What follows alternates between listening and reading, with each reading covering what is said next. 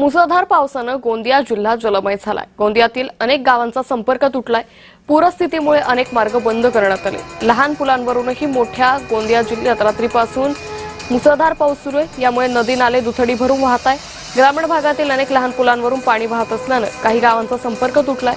तर काही पावसाने काहीशी विश्रांती घेतली असली तरी नदी नाल्यांना आलेल्या पुरामुळे नागरिकांना मोठ्या अडचणींचा सामना करावा लागतोय। तर रात्री गोंदिया जिल्ह्यामध्ये मुसळधार पावसाने हजेरी लावली।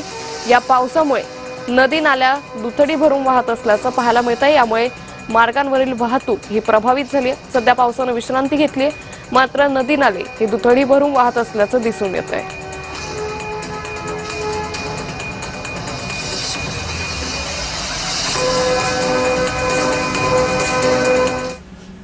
तर पावसामुळे गोंदियातील नदी नाले तुडुंब भरून वाहत आहेत। आमगाव तालुक्यातील किडगीपार शिवनी रस्ता बंद करण्यात आलाय।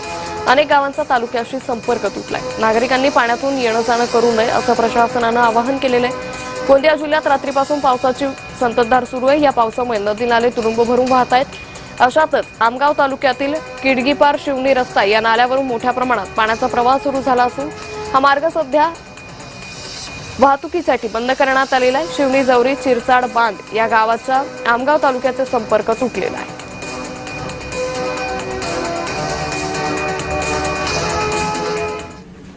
गोंदिया जिल्ह्यात पुन्हा एकदा पावसाचा जोर वाढलाय। पुजारी टोला धरणातून पाण्याचा विसर्ग वाढवण्यात आलाय। नदीकाठच्या गावांना सतर्कतेचा इशारा देण्यात आलेला आहे। जिल्ह्यातील धरण साठ्यामध्ये मोठी वाढ झाली आहे। तर कालीसरार धरणातूनही विसर्ग सुरू करण्यात आलाय। मुसळधार पावसामुळे गोंदिया जिल्ह्यातील महत्त्वाच्या धरण साठ्यामध्ये मोठी वाढ झाली आहे। पुजारी टोला धरणाचे 6 गेट हे 1.5 फूट उंचीने सुरू करण्यात आले। 2 गेट 1 फूट उंचीने सुरू करण्यात आले। पाणी साठ्यात वाढ झाल्यास पुन्हा इतर धरणाचे गेट उघडण्यात येतील असं प्रशासनानं सांगितलंय।